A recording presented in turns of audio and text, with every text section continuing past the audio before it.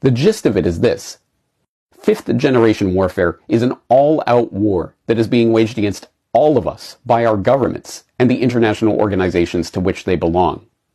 It's being waged against each and every one of us right now, and it is a battle for full spectrum dominance over every single aspect of your life.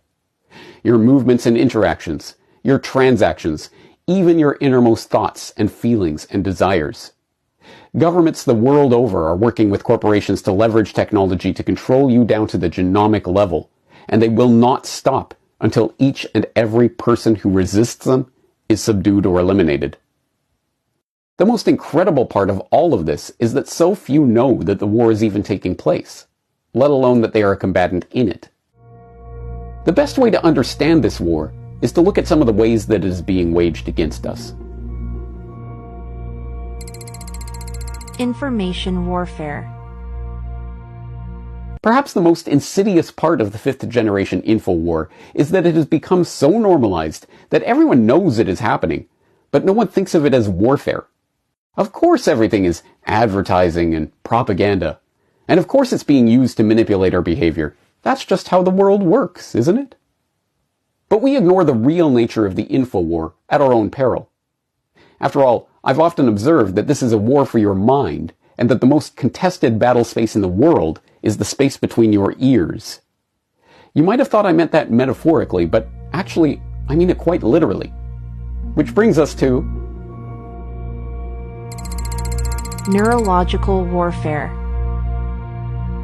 To anyone not yet a victim of the information warfare operation designed to prepare humanity for the coming transhuman dystopia, all of this sounds insane. But for those who have fallen for the InfoWars psyop of the enemy, these types of mind-altering technologies are exactly as advertised. Exciting opportunities to upgrade the feeble biological wetware we call our brain. But if you think you can avoid the biological aspect of the fifth generation war by simply avoiding the brain chip, you're out of luck. You're also going to have to deal with biological warfare.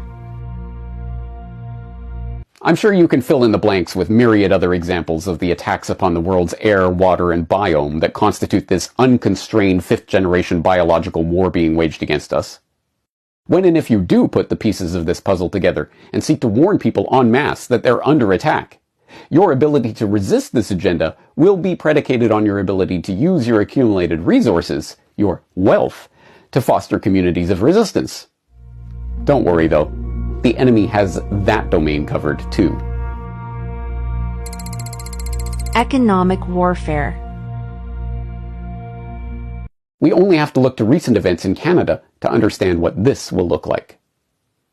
This perfect control of humanity, down to the level of being able to witness and ultimately to allow or disallow any transaction between any individuals at any time, represents the apotheosis of technocracy and one of the key objectives of the fifth generation war itself. As this nightmare comes closer and closer to reality, all seems hopeless. But then again, that's exactly the point. The real war.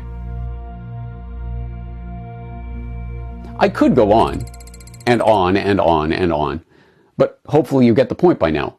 There is a world war happening right now. It is a fifth generation war, or whatever you want to call it.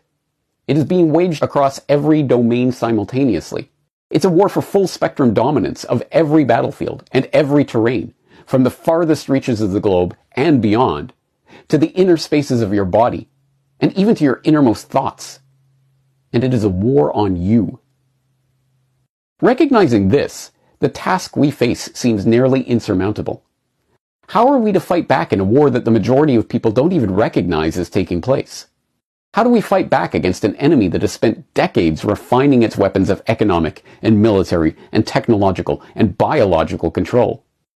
How do we fight back in a war that is not taking place on 2 fronts or even 3 fronts, but in every domain and battle space simultaneously? Framed like this, our prospects do appear hopeless. But therein lies the key. Our perception that it is our duty to fight back against the enemy in their war, on their battlefield, on their terms of engagement, is itself a narrative frame. And that narrative itself is a weapon that is being wielded against us in the battle for our minds. My regular viewers will understand what I'm proposing here. The creation of a parallel society. We won't achieve this by asking for more scraps from the master's table, or by gently complying as we're herded into ever more constrictive technological pens, or by thinking that we can win this war by engaging the enemy in their controlled domain. We can only achieve this by creating our own table, our own economy, and our own communities of interest.